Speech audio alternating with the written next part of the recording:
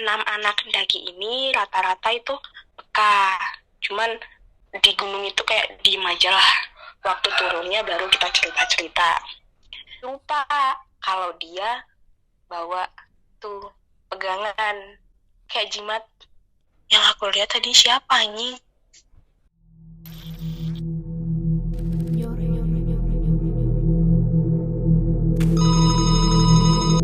Halo. Angkat dong. Nyoror by phone. Kembali lagi di Nyoror by phone, di mana gue akan teleponan langsung dengan narasumber yang nyeritain pengalaman horornya. Bersama Gina Eros atau biasa yang dipanggil Geros yang hobinya bacain cerita horor dari kalian.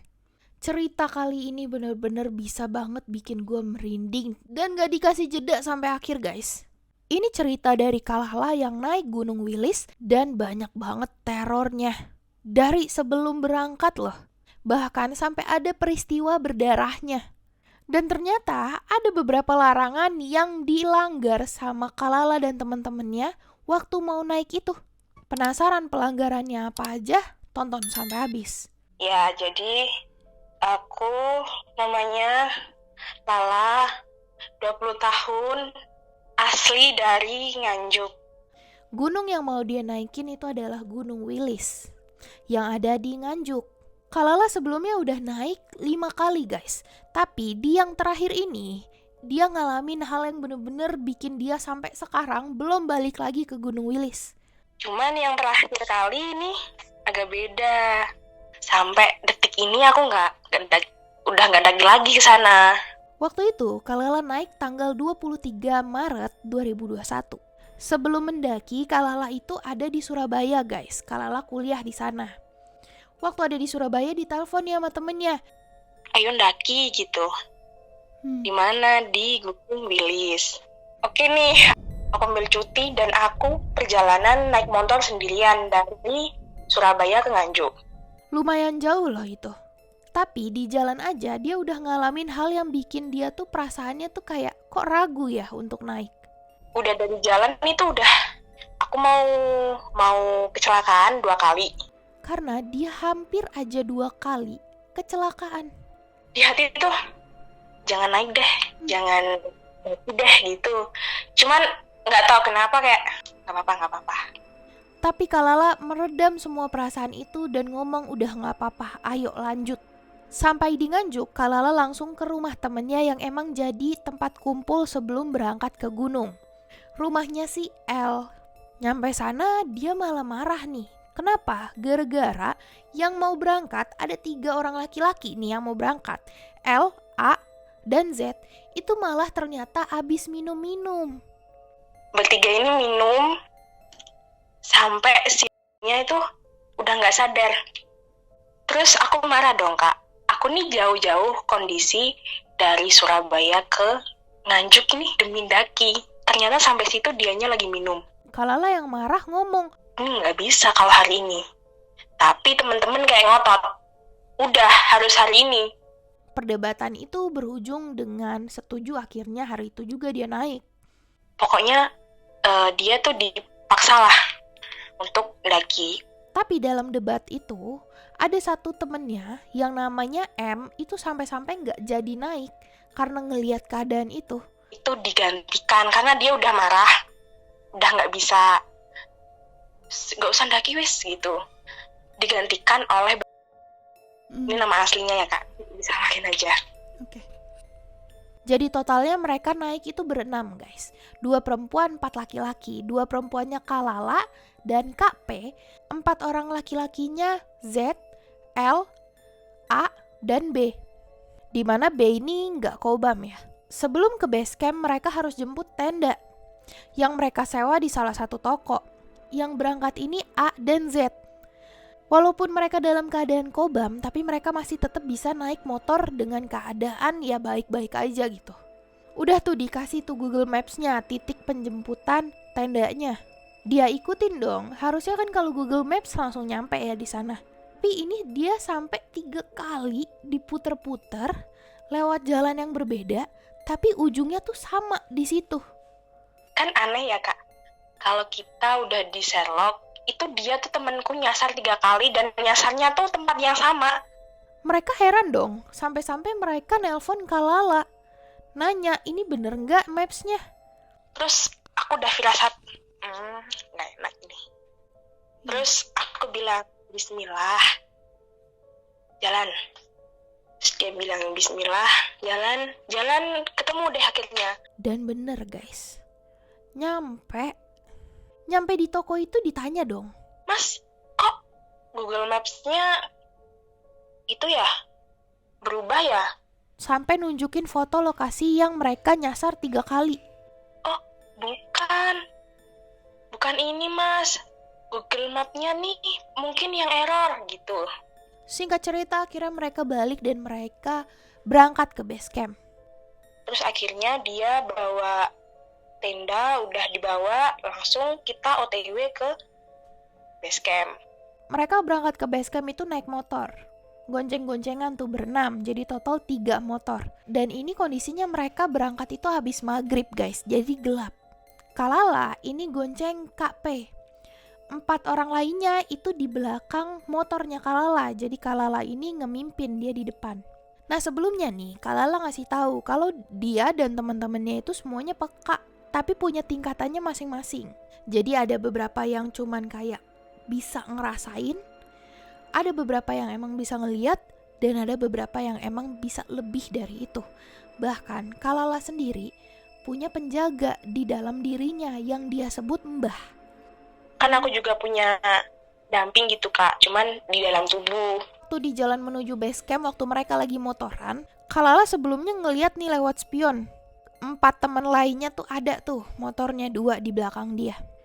Udah tuh dia jalan terus, pas di jalan dia nengok lagi spionnya. Aku tuh ngelihat temen aku belakang nggak ada semua. Bener-bener nggak ada siapapun di belakang mereka. Udah nggak Kak Lala hiraukan, dia terus tancap gas, sampailah dia di hutan pinus. Menuju base camp Gunung Wilis ini melewati hutan pinus dulu, baru pedesaan tuh. Barulah sampai di base camp. Waktu Kak Lala di hutan pinus itu, dia tiba-tiba ngerasa enteng badannya. Enteng. Yang itu artinya penjaganya, si Mbah, itu keluar dari badannya. Si mbah aku yang ada di dalam tubuh ini keluar. Kaget dong dia, khawatir juga nih tanpa aba-aba kenapa si Mbah keluar. Itu keluar kayak, loh, kok enteng? Terus aku bilang ke temanku, mbahku lo keluar? Si P cuma bisa nanya, kenapa lah? Lah, kenapa lah? Nggak tahu. Udah deh, nggak usah dipikirin. Terus aku bilang ke dia, peluk gitu kan, soalnya emang gimana ya, aku takutnya tuh temenku digantiin sama siapa gitu. Lala perasaannya udah bener-bener gak enak nih. Ditambah sehabis mbahnya keluar itu, Kak Lala malah ngeliat sosok. Soalnya aku lihat ada kuntilanak kan mau OTW itu, udah di perjalanan. Dari part ini sampai akhir ini gue merinding banget. Kak Lala ngeliat sosok Mbak Kun di kiri jalan, ngeliatin Kak Lala. Itu badannya gede banget, lidahnya panjang keluar, panjang banget. Dan sambil ngeliatin Kak Lala, geleng-geleng. Lidahnya panjang banget, kayak meringatin gitu. Jangan, geleng-geleng gitu, kepalanya udah geleng-geleng. Bayangin, lidahnya melet, ngeliatin lu, serem, badannya gede, terus geleng-geleng. Serem gak tuh? Gila. Tapi ngelihat itu Kak Lala nih masih yakin untuk naik aja deh, naik gitu. Udah sayang juga, udah setengah jalan, bentar lagi nyampe base camp. Akunya mikir kalau nggak jadi lagi, kita kan udah sampai sini gitu. Perjalanannya juga 1 jam. Itu kan posisi malam kak. Tiba di base camp itu sekitar jam 9 malam. Dan pada hari itu nggak ada lagi yang mendaki selain rombongannya Kak Lala.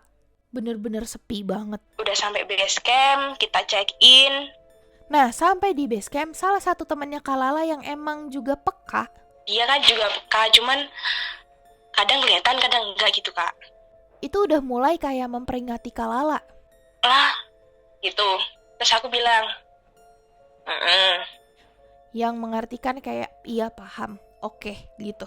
Gak usah ngomong weh gitu. Udah tuh mereka start mendaki. Masih di perkampungan awal banget nih.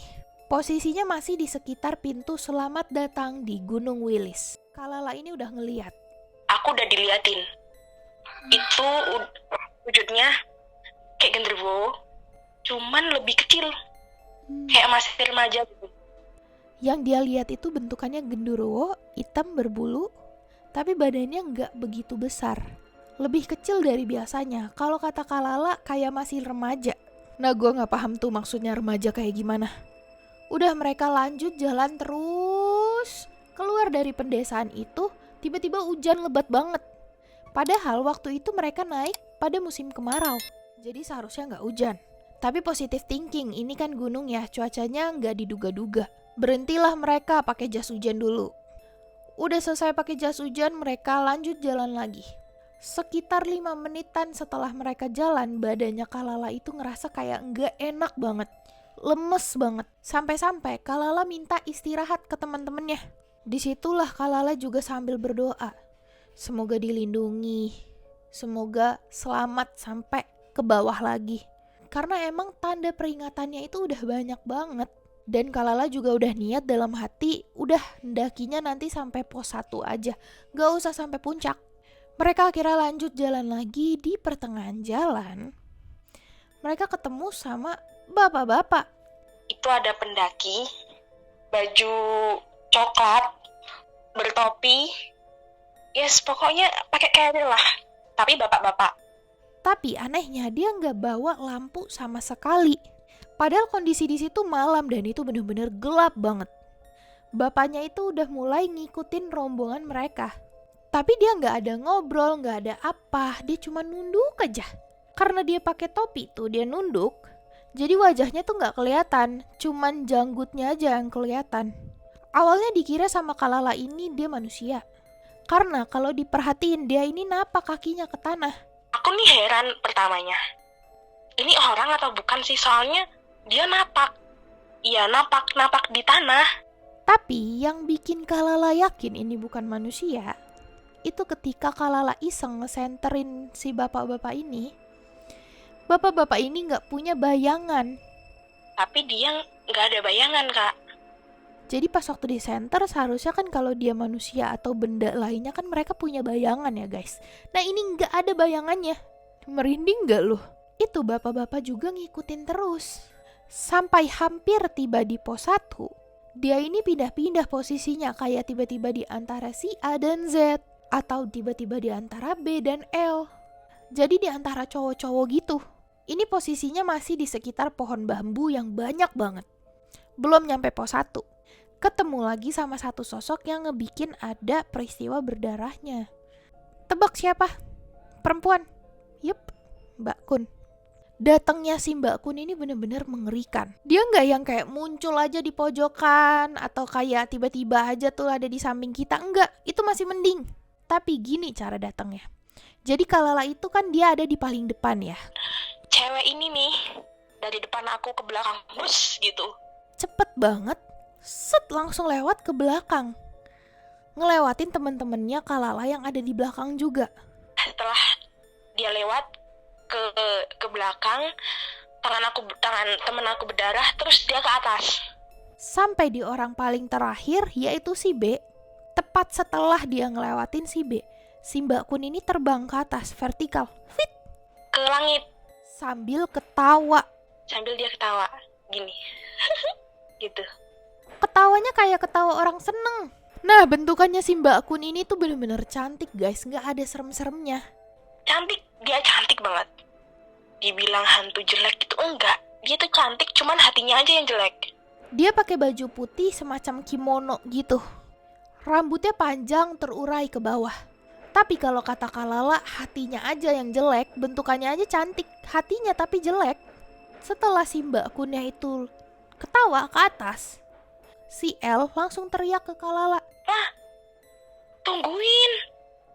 Temen kamu yang di belakang ini, gak tahu. Ngeindikasiin si B kenapa-napa. Ditanya sama Kalala, kenapa B? B jawab, Tangan aku berdarah, tapi nggak kerasa. Dan tuh darahnya banyak banget. Dan posisi lukanya itu ada di telapak tangannya di sini. Mereka bingung dong mau diobatin pakai apa karena nggak bawa P3K juga. Disedot aja darahnya terus dikeluarin, disedot aja darahnya dikeluarin gitu aja sama dia. Terus dia bilang nggak apa-apa kok, nggak apa-apa. Tapi dia diem, belum cerita nih kalau ada cewek. Nah selesai itu mereka lanjut jalan. Baru jalan 10 menit mereka istirahat lagi. Nah disinilah si cewek itu datang lagi guys. BTW maaf ya ada yang berisik di sini. Gak tau kenapa tuh tiba-tiba ada yang ngetok-ngetok. Mereka kan lagi istirahat ya, duduk tuh. Nah si perempuan ini tuh duduk bareng-bareng sama mereka. Dan anehnya si cewek ini tuh ada lagi duduk di sebelah temen aku. Sambil ketawa lagi ngeledek gitu. Itu dia juga ketawa lagi ini gitu. Nah di sini gue heran loh sama Kak Lala. Dia kok chill aja gitu ya, tenang. Kalau gue jadi dia sih gue langsung lari atau enggak melukin temen gue. Takut banget coy. Masalahnya tepat di sebelahnya bapak-bapak pendaki gaib itu juga duduk. Si pendaki itu yang aku bilang dia muncul dari sehabis rumah penduduk, itu tuh ikutan duduk juga di samping B. Nggak tahu ya kalau hipotesis gue nih, yang jahat tuh emang si Mbak Kunnya. Tapi bapak-bapak pendaki gaib ini tuh kayak semacam ngelindungin gitu ya. Soalnya dia juga duduk di samping B, yang dimana B tadi ini abis dilukain sama si Mbak Kun, ya kan? Paham kan lu maksud gue? Dan ternyata usut punya usut, semua orang yang ngedaki, mereka berenam itu ngeliat si Mbak Kun dan pendaki gaib itu dari awal. Tapi teman-teman diem aja, nggak bilang lihat ini nggak, enggak. Di situ posisi di gunung kita diem banget. Jadi pas sudah turun tuh baru mereka ngomong. Selesai istirahat mereka lanjut jalan dan tibalah mereka di pos 1. Mereka memutuskan untuk kemah di situ. Waktu mereka diriin tenda, si bapak-bapak pendaki gaib itu tuh duduk aja. Nah si bapak ini yang pakai carrier ini, yang hantu ini, itu duduk di bawah pohon gede banget. Sambil kayak baringin kaki, ngelurusin kaki gitu, kakinya dipijet-pijet gitu. Tiba-tiba aja waktu mereka masih diriin tenda, Kak Lala ngeliat genderuwo remaja yang dia lihat di gerbang pintu selamat datang di Gunung Wilis tadi. Terus kayak marah gitu dia.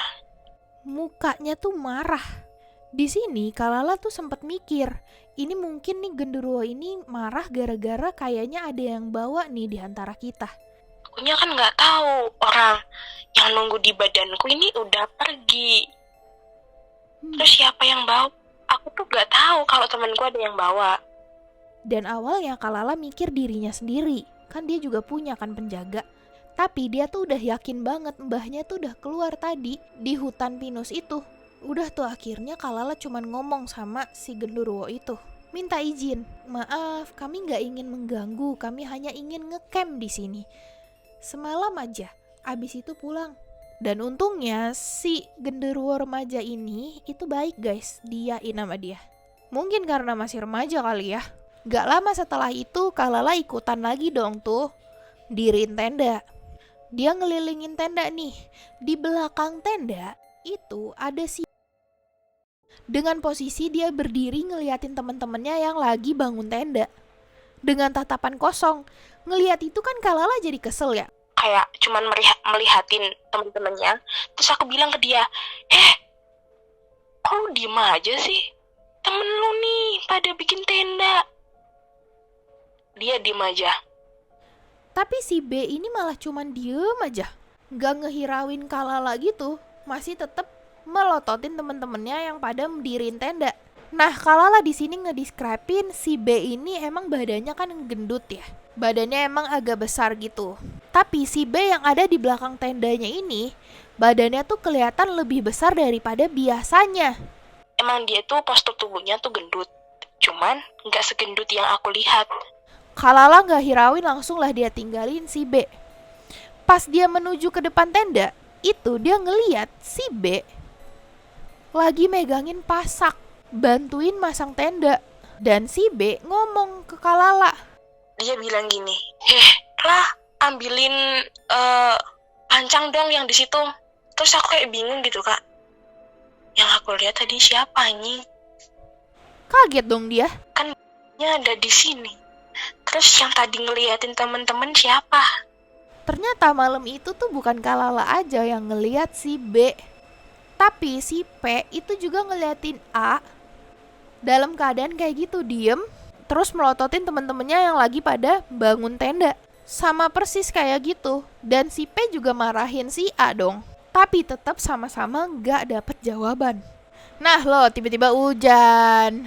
Maaf ya guys, kalau ada suara yang bukan suara gue. Ada hujan, ada yang ngetok-ngetok, aduh. Singkat cerita, mereka udah jadi tendanya, mereka makan dan langsung tidur. Mereka kan buat 2 tenda, ada yang buat cewek, ada yang buat cowok. Kalala dan Kak P tidur di tenda yang perempuan, sisanya tidur di tenda yang cowok, berempat. Nah ini diceritain sama B setelah mereka udah turun. Waktu mereka semua udah pada tidur, tapi si B belum tidur nih, dia gak bisa tidur. Dia tuh ngeliat ada yang jalan dari tendanya yang perempuan, terus nyusulin ke tenda laki-laki, terus balik lagi ke perempuan, terus nyusulin ke tenda laki-laki berkali-kali. Kayak diputerin gitu. Sampai pagi, hampir azan. Itu berlangsung sampai azan subuh. Nah malam itu Kalala juga tidurnya agak gak nyenyak. Dia kebangun. Kenapa dia bisa kebangun? Karena tiba-tiba dia ngerasa dan mendengar ada pendaki banyak banget. Yang daki banyak banget. Aku tuh lihat bayangannya. Kan kelihatan kak, kalau kita tidur tapi bayangan orang jalan banyak banget mendaki kan kita kelihatan di dalam tenda itu. Banyak banget. Yang ngelewatin tenda mereka. Segerombolan pendaki gitu loh. Bener-bener rame banget. Hentakan jalannya pun kedengeran dan berasa sama Kalala. Kalala juga ngeliat bayangan mereka yang ngelewatin tendanya Kalala. Bahkan Kalala ngedenger mereka tuh ngobrol sambil ketawa-ketawa. Pokoknya banyak banget deh orang-orangnya.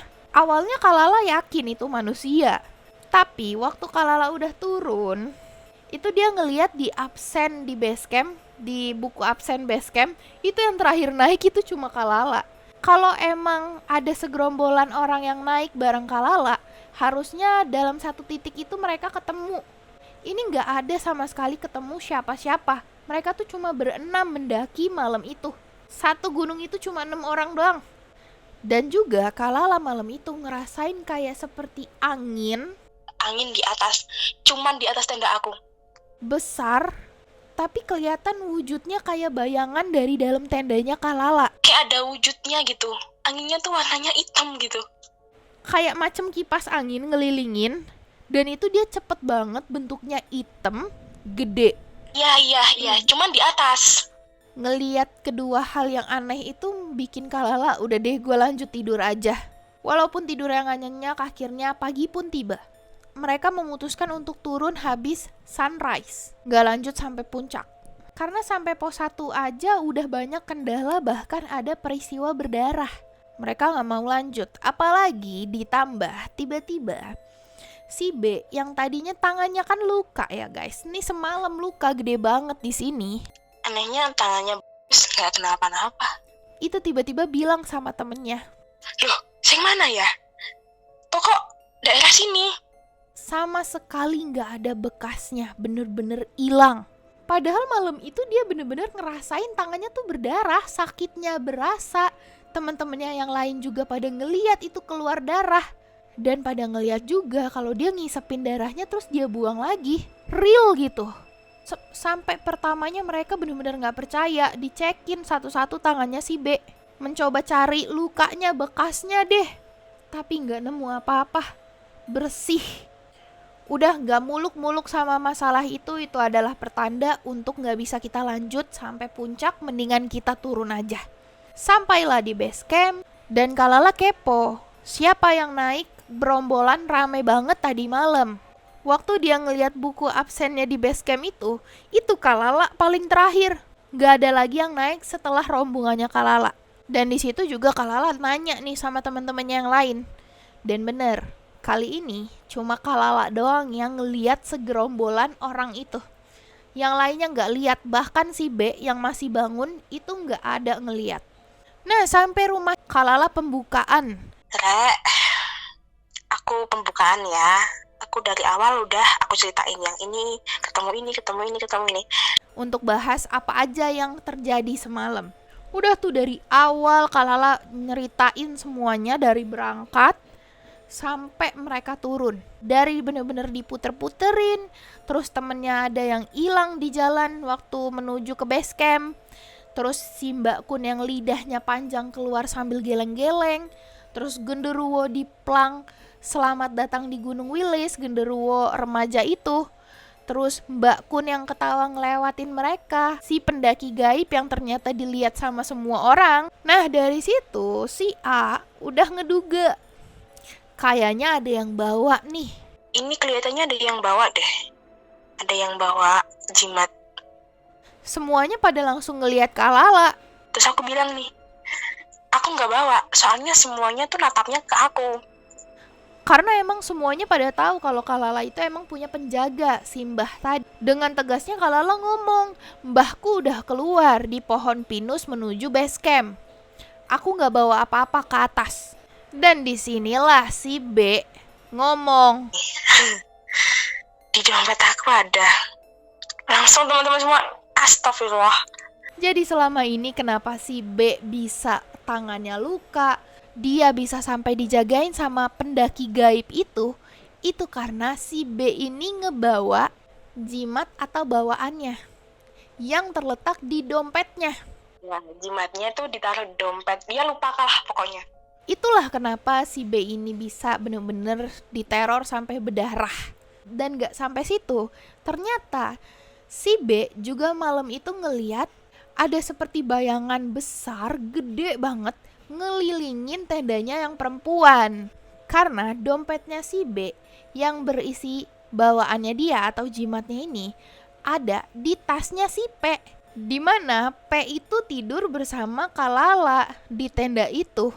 Jadi si bayangan ini tuh kalau kata Kalala penunggunya gunung itu, yang seakan-akan tuh kayak ngejagain atau marah karena di sini ada bawaan. Dan si genderuwo remaja itu juga marah karena itu, guys. Bener-bener udah banyak banget ketemu sama makhluk-makhluk yang jahat dan makhluk-makhluk yang sekedar memperingati, dan bahkan ada makhluk yang ngejaga si bapak-bapak gaib tadi. Jadi di sini mereka tuh banyak kesalahannya, guys. Dari yang pertama ada 3 orang yang kobam tapi masih tetap dipaksa untuk naik. 1 orang yang ngebawa jimatnya. Dan 1 lagi karena mereka sompral waktu naik itu. Beberapa dari mereka itu berkata kasar dan sikapnya tuh bener-bener ya jelek gitu. Kan itu udah temen aku yang habis minum, itu udah sompral banget kan di gunung itu. Pelajarannya kan kita kalau mendaki tuh harus posisi suci. Dan kalau kita mens juga kan disarankan kalau bisa jangan dulu. Karena kita kan masih kotor juga. Makanya itu daki tuh harus suci lah pokoknya. Jangan sampai kita bawa juga. Posisi teman-teman juga habis minum. Kan itu posisi kotor juga. Tapi yang gue penasaran nih dari ini, si bapak-bapak pendaki gaib itu tuh siapa ya? Karena dia napak, tapi dia nggak punya bayangan waktu disenterin. Dan si bapak pendaki gaib ini waktu mereka udah kemah di pos 1, itu dia tuh udah jalan gitu aja ke atas naik. Tanpa bawa senter, lanjut naik ke atas. Kayak seakan-akan, udah aman, mereka udah masuk tenda, udah gua balik gitu. Kayak ngejaga gitu loh. Aneh banget gak sih? Wah gila sih, gimana menurut kalian cerita kali ini? Menurut gue bener-bener kayak intens banget loh guys. Semalaman bener-bener di teror. Udah gitu ada yang ngejaga juga dan mereka semua ngerasain, bukan 1 orang doang. Gua sih udah merinding, kalian udah merinding belum? Ih. Udah dulu guys, sampai sini aja ceritanya. Kalau kalian suka ceritanya jangan lupa like video ini dan subscribe ke channel gue. Dan juga kalau kalian pengen jadi narasumber Nyore, kalian bisa banget ngisi Google Form yang ada di deskripsi gue. Atau DM aja gue, ceritain dulu cerita kalian ya. Nanti gue hubungin kalau cerita kalian menarik. Sampai di sini aja guys, sampai jumpa di Nyore selanjutnya. Bye!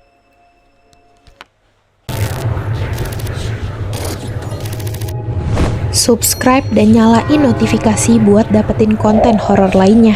Juga like and share video ini ke teman kalian yang bukan penakut. Cek TikTok dan IG gue di sini ya. Nggak merinding, nggak seru.